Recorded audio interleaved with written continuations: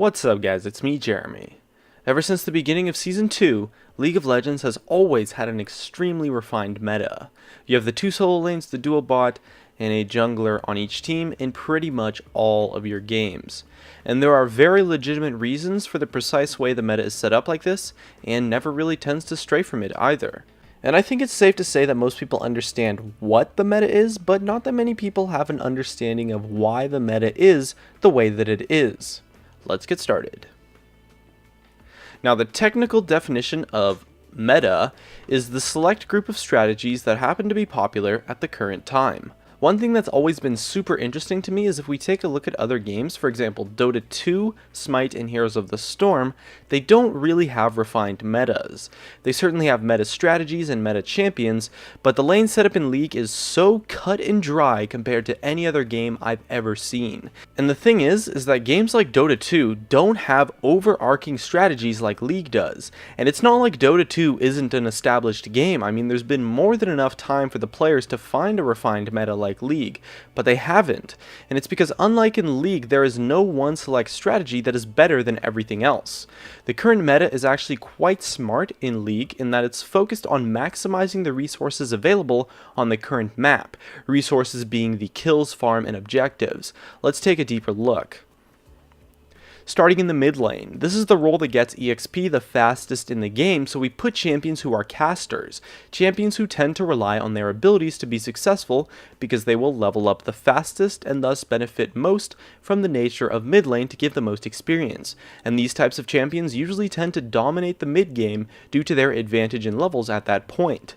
At the same time, these caster champions are a lot squishier than most, and so they get the safety of being in a shorter lane. Down at the bot lane, we have the AD carry and the 0 CS support. AD carries are champions who scale extremely well with gold, since they have really expensive builds that have items that all scale off of each other, so they're put in the bot lane with a support to help keep them safe while they farm up for a really long time to completely dominate the late game teamfights. And support champions tend to have extremely high utility, and so they don't need gold at all, so you can put them with the AD carry to babysit them and let them soak up all of the gold from the lane. In the meantime, supports build items that are cheap and extremely cost efficient, who can be really successful without having to take gold from anyone else on the team. Up above we have the top lane, which is isolated a lot from the rest of the game due to Dragon being a prominent early game objective focus.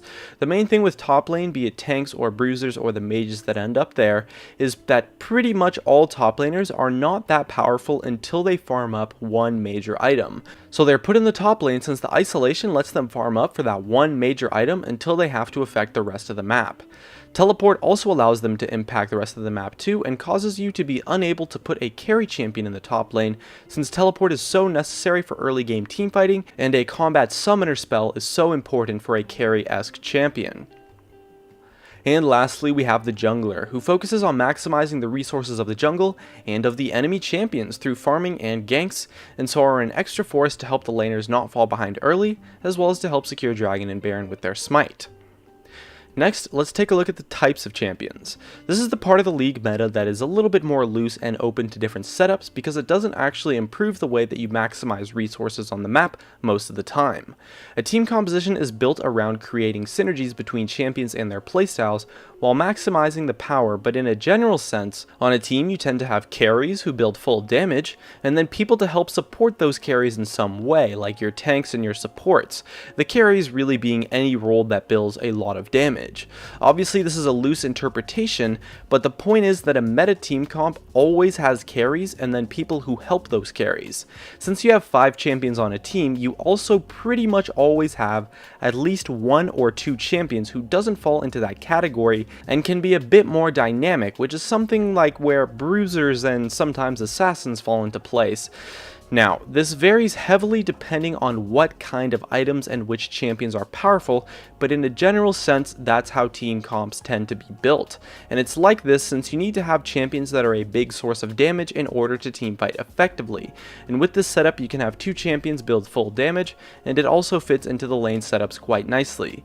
In addition, powerful items also are really going to affect what is a powerful champion in the meta, as items have a huge effect on a champion's power.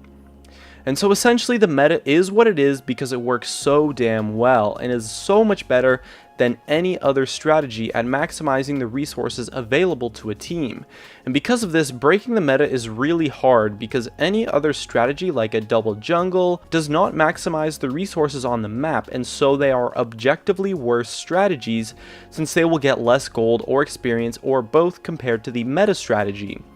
However, breaking the meta doesn't always feel that difficult, and you can certainly have success with it in solo queue, because in League, skill is going to be the biggest deciding factor in every game. So you can totally break the meta, but if you're a better player than your opponents, you can make anything work really by just outplaying them.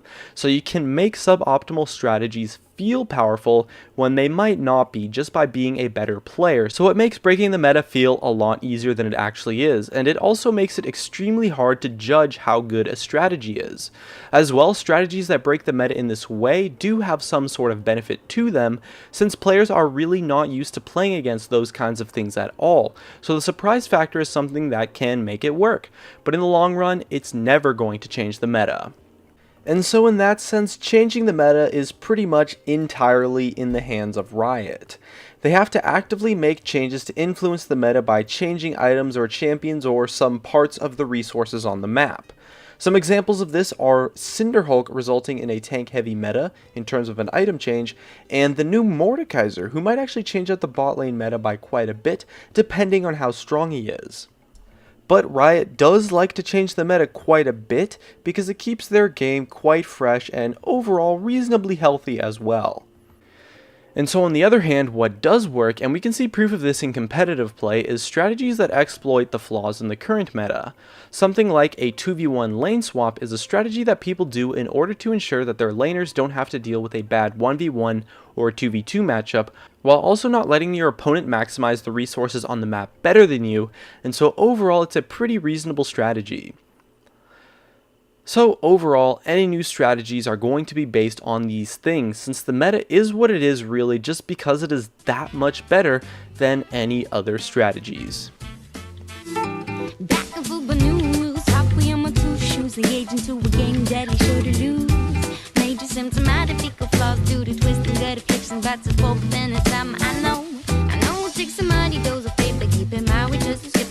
Well, far along.